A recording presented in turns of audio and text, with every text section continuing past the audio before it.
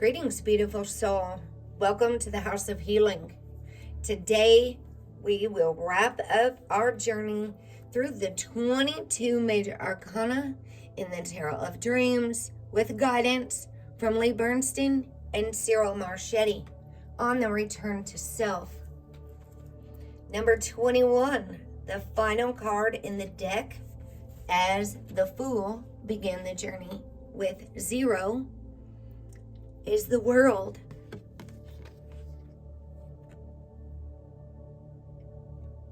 The World represents enlightenment, attainment, completion, but at the same time a new beginning, seeing things as they really are.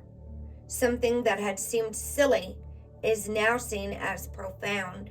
Being inured to life's iniquities, dancing on your limitations.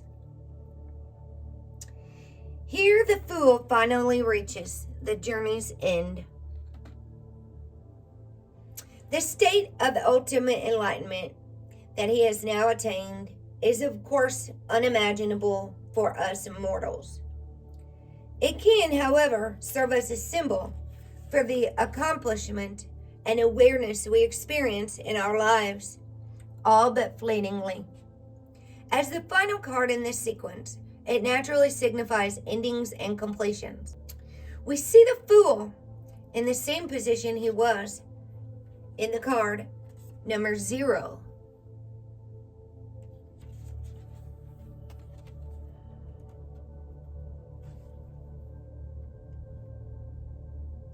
What had seemed to be ridiculous posturing can now be seen in a different light. With a flourish, the stage magician reveals, to our surprise and wonder, those miracles that had seemed on card 0 to be empty promises. The potential for fulfillment was of course present from the very beginning, but without the experiences of the intervening cards, we were unable to see it.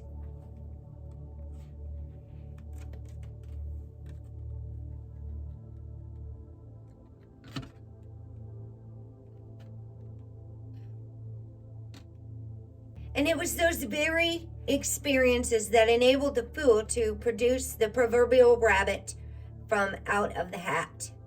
The earth, which the Fool had held in his hand, encased in a crystal globe, has grown huge and now holds the Fool within it. And it is itself held secure by the golden frame. In the 4 corners of the card, we see the 4 elements: fire, earth, water, and air. These are the same 4 elements symbolized by the wand, coin, cup, and sword that appear on the magician card, and that comprise the 4 suits of the minor arcana. Here we see the reality behind the symbols, or the symbols translated in their real life counterparts.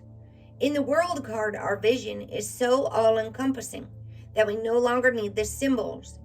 Instead, we see things as they really are.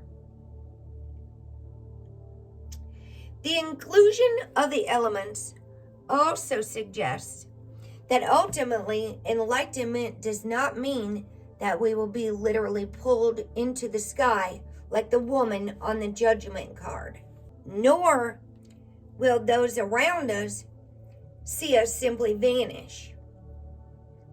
Instead, enlightenment brings us back to everyday reality. We are as we were, only with some kind of indescribable, subtle difference. Or as the Zen proverb has it, before enlightenment, chop wood and carry water. After enlightenment, chop wood and carry water. The many transformative circles we've seen on the previous cards are echoed once more on this final card by the earth itself. Here is another indication that enlightenment does not carry us to some cloud-covered Olympus, but instead simply returns us to daily or earthly life.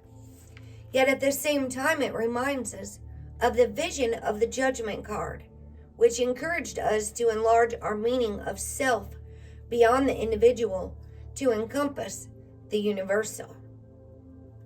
The Fool is surrounded by an intricate metal frame.